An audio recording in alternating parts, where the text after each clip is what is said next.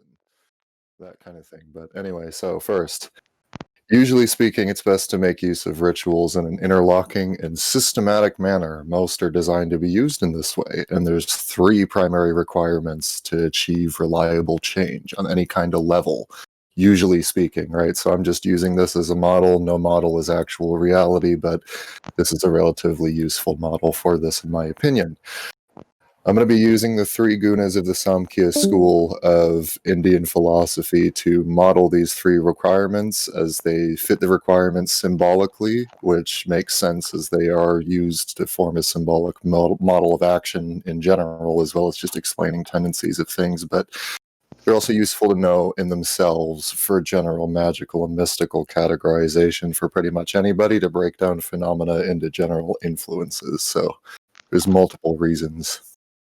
All right, questions about that? Probably not? Okay.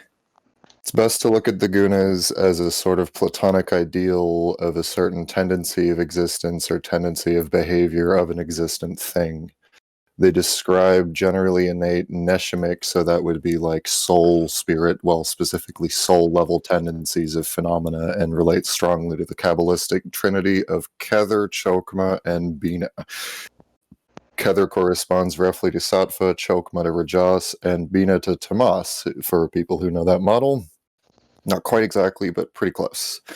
Sattva is the quality of goodness, cultivation, understanding, compassion, positivity, quality in the sense of refinement, constructiveness, and can be balance.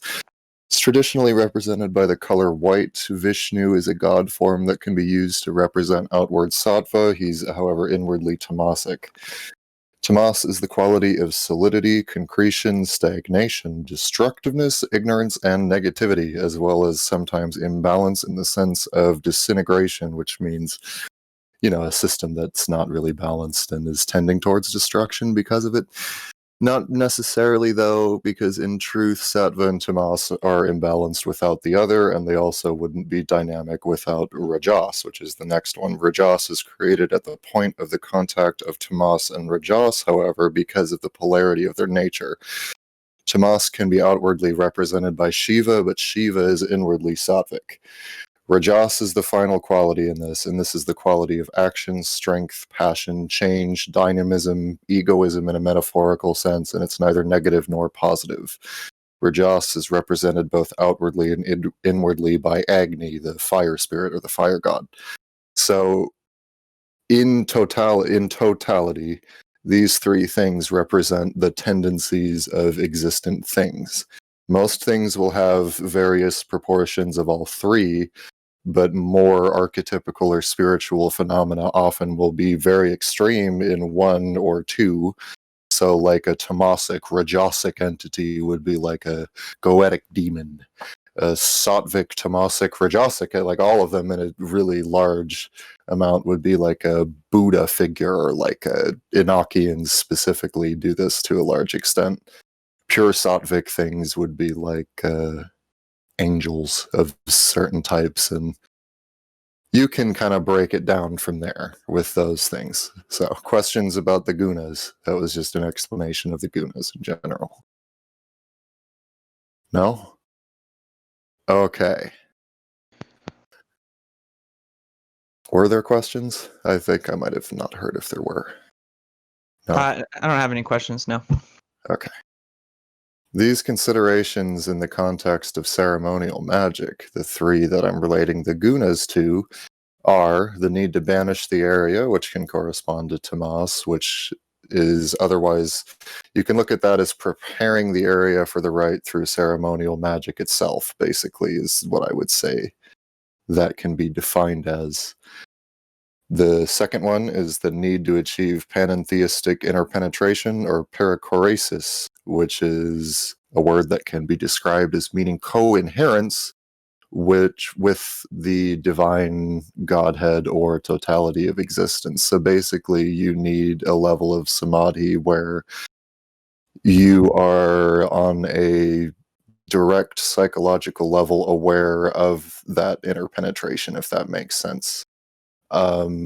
at least it has to be unconscious. So you at least on an unconscious, sort of collective unconscious, you could look at it in a Jungian sense sort of level, have to be able to tap into this kind of thing. But ideally you want it to be a conscious thing. Not that that's easy. So most of the time you're using a lot of the symbolism to tap into that sort of unconscious level, but that's the ideal. And then the last one is the need to actually direct and cast the willed action out into the world, which corresponds to Rajas. Those are the three stages, essentially, and they can be exemplified in the Golden Dawn, or, well, adding in one AA ritual, because everybody knows these, is why I'm using these as an example, is the lesser banishing ritual of the pentagram for banishing or tamas, the lesser ritual of the hexagram for sattva, or invoking the godhead, and liber vel reguli for rajas, or projective will, respectively, although there's many more examples from various traditions, and most rites are going to fall into at least one of these categories most strongly. You can also make your own, which is kind of the intent of this, is to teach you how one would do that, I guess. That's mostly the intent. So, are there any questions about that before I move on to the next one? No? Okay. Banishing. Most traditionally in the Western ceremonial models, one would use the sign of the pentagram, which represents each elemental force, fire, water, air, earth, as well as spirit active and passive at the top point, speaking on a non-averse pentagram, which is essentially the combination of yang and yin, respectively, in the active and passive force. This allows for control over the Yetziratic, or spiritual, rather than... So there's a difference between spirit and soul before I move on with what I've written here. Spirit is more of the emotional, elemental sort of spiritual level, and soul would be the more like idealized platonic form kind of level, if that makes any kind of sense. Probably doesn't, but that's going to be the best way I'm going to be able to explain that. So that allows for direct control over the Yetziratic landscape, which is the level of spirit on a material sort of level. So on that level of existence, you're controlling it materially, which affects the destruction of the integrity of the spirit, basically. In simpler terms, you control the actual landscape through the application of the pentagram, and this is not the only figure that you could use for this. It's just one that's classically used for this because of what it represents. Depending on the sort of the spirit, this might destroy it outright if it's purely on a spirit sort of level, such as certain elementals or the shells of dead human spirits that the higher soul has left to reincarnate, or it will just destroy its cohesiveness in a given area, which is its consciousness in an area and its ability to influence the area, in short. So the reason why I'm even going into explaining that difference is that if you're dealing with most non-human spirits, you can destroy them in one location and they can show up in another one. There's not really a way to not have that happen. You can like get them away from areas through various methods, but you can't really like destroy them in the way that you can like other things. And it's for various reasons. One of the reasons is that they have egregores associated with them. Another reason is that they have their actual existence on a higher or finer level of existence than here. That's another reason.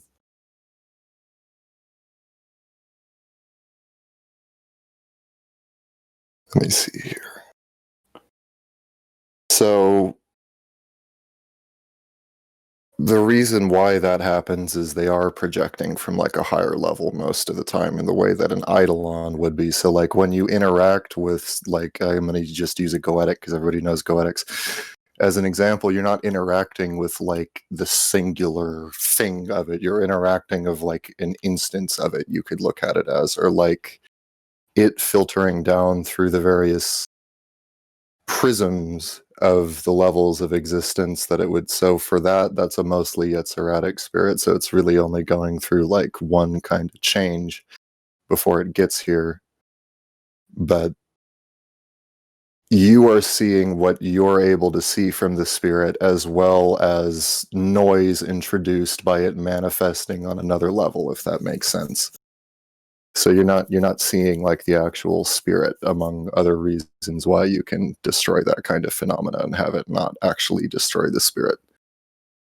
For almost all intents and purposes, however, that doesn't really matter because you're still, excuse me, you're still able to clear the area of influence, which is what you're seeking to do here. You're seeking to get a clean slate, sort of tabula rasa situation on the spiritual and soul levels of an area, which is Yetzira and Bria, which would be in the soul Neshama. Yetzira and Bria specifically, you're trying to get those clear of influence on any kind of level so that it doesn't mess with what you're trying to do or mess with you, because you're going to be in an open spiritual state, which is the next one I'm going to talk about, which is cultivating the sort of Godhead influence. But anyway, questions? Am I being too vague with this? Like, just as a general question? No. Okay.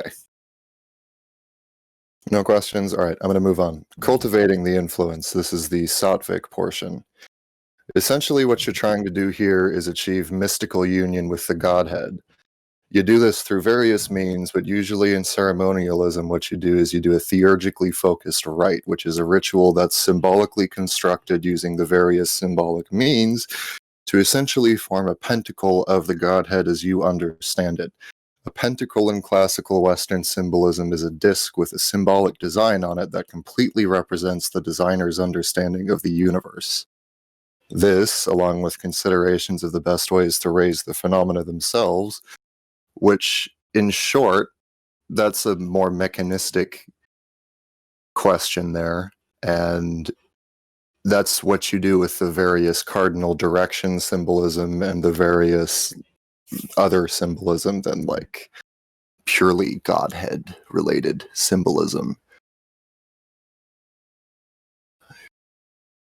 You do that to make use of your environment more fully, essentially, and also to more fully express what you're bringing forth by breaking it into its constituent parts and then leading it through a journey of creation from a state of nothingness to a state of manifest potential, to a state of disintegration of that potential, then to a state of spiritual union with the Godhead in the next, like, existence, essentially, right? So this 4-step process is, I don't really like this concept, but this is something a lot of people know about, and this is actually where it's relevant. This 4-step process is basically the hero's journey that academics and that kind of thing like to trip out about with this. So that you're going into the other world to get something from it and then coming back changed, essentially, is the symbolism of this. So that kind of thing does have validity here. The lesser ritual of the hexagram is well suited for teaching this because it invokes elementally charged aspects of the divinity through the prisms of the elemental hexagrams. I use the word prism so much because, like, it should be understood that it's not the actual Godhead that's coming from these. It's like coming through the influence of the symbol or the whatever it is, basically. You can never really get the singular Godhead. And I mean, if you could, it wouldn't be anything in particular, if that makes sense too. So it's really not useful for practical means except for trying to achieve samadhi with it for this kind of purpose, to change things. Like So it a invokes, like a projection through a hologram, almost. yeah, you could look at it like that. So it invokes elementally charged aspects, and it brings one through using the model of the myth of Osiris, the death of Osiris, and Isis reassembling him, and then Osiris taking up his mantle as the king of the dead finally at the end of this. It goes through that whole process of the hero's journey, or going into the other world and coming back with the spiritual knowledge or like power, essentially, in one of the more like basic symbolic ways. So it goes through both things necessary for a good sattvic or constructive rite, theurgic right that seeks to unify one with the Godhead or spiritual like center of existence. So I would recommend that one as an easy one to use with this, is basically why I say that. And also a good one to just look at to see how to do this kind of thing in the various like aspects related to it. Okay. Questions with that? Okay.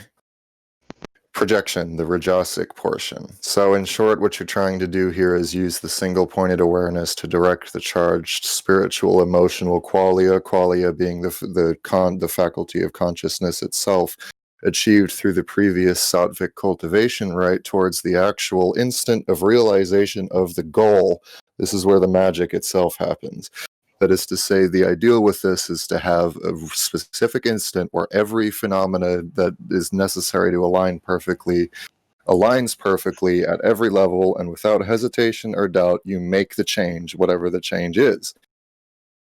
So when I say this, I mean you literally force the consciousness to a single pointed climax of every aspect of your awareness towards the goal in question through the symbolic lens of the magic, like the various things that you're doing. This is one of the main reasons that the formulae of orgasm is actually mentioned so much in the various strains of esotericism. It's because this is essentially cognate on a material asiahic, which is the lowest level of existence kabbalistically, level with what should be going on here on a yetzerotic and briotic spiritual and soul level, respectively. You could also look at it like a great strike of some sort, ideally like a powerful and instant strike to a drum, which causes the resonance which goes out from the drum to change things even beyond the surface itself impacted. Essentially, the goal here is to impose the spiritually cultivated will upon the world in that instant of change. Questions? Okay, so in general, those three things, the banishing, the cultivation, and the projection together form tamas, sattva, and rajas. So tamas forms the base for everything, because that's the positive nature of tamas, is that it at least is a solid ground. You cultivate with the sattva, you cultivate the spiritual energy, the theurgic faculty of the Godhead, and then you project it out with the rajas. So that's why the gunas are useful for this. So moving on to symbolism choice. There's a reason I haven't really talked about this a lot, and that's because although every single aspect of a ritual is symbolism, it's all based on attributions that you are using in your specific model of the world. So, for an example, if you are to use the Kabbalistic model or are willing to use the Kabbalistic model, you can use numbers to represent concepts, which can easily inform the design of the various rites in terms of like knocking or numbers of things you're using or whatever. This is the thing, though. It's not really important which ones you choose to use in your model and ritual design, but what is important is that you understand all of the symbolism that you're trying to use to at least the degree of artistic appreciation. Otherwise, it won't be possible to form even a creative unconscious link with the symbolism, as you wouldn't understand what it is even on a level of emotional feeling, so you can't interface with it in any kind of meaningful way, which is necessary to get any of that kind of thing to work.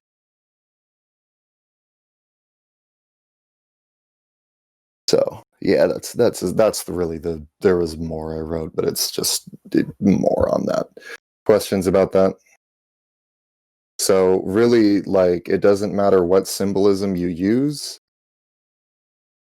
What matters is that you understand it and that it actually has a good link with some sort of phenomena in the world. So for example, turning left or turning right in the Western symbolism, left usually has to do with banishing or destruction, and right usually has to do with invoking or creation. That's making use of existent phenomena, essentially. So, and it's applying it to a needed symbolic form, because you need to manipulate that kind of force That's why it's useful, because it allows you to use that kind of idea symbolically on spiritual levels, if that makes sense. Mm-hmm. Okay. So you have a question? Yeah. So, like, let's say you said that they're at least on an emotional level or an aesthetic level, it needs to be appreciated. And Yeah. like, let's say somebody's using this ceremonial model of crafting rituals, but they're very much the type of people that intentionally confuse symbols because they think it like helps their magic. So, like, let's say they understand it on an emotional level, but for some reason they've aren't understanding it on like is there like a So true like various issues can arise if you are using pre-made symbolism and not understanding it. I think that's kind of what you're hinting at there. So like if you're yeah using the symbolism of like let's use Duhumavati as an example for one. So if you're using the symbolism of Duhumavati just because you want to like, let me think, what could you use that for that would, so I'm pulling this off the top of my head because this would be a really like awful thing if someone was to like, what you use this for, that would be stupid. I don't know, but basically like that spirit represents like pure tamasic disintegration in the dharmic systems. So like if you were to use that in a context where it didn't represent that, you're still using that. So on the level of unconscious artistic appreciation, actually, you're likely to still have that kind of symbolism in whatever you're doing, and it will have a material effect, which is to say it will have the effect that it's supposed to have folklorically because you're using pre-made symbolism that already has tons of attributions, if that makes sense, and that will affect you on various levels and in various ways. and So that if goes you, back to the where you said these like spirits were tied to egregores, so you can't really yes, like manipulate that's them. why you can't really manipulate them in permanent ways. Yeah, basically, yeah, that's right. So this is pretty complicated. Like, all of this, I that's was why I've asked if it was clear. You explained it. That was my question. So Okay.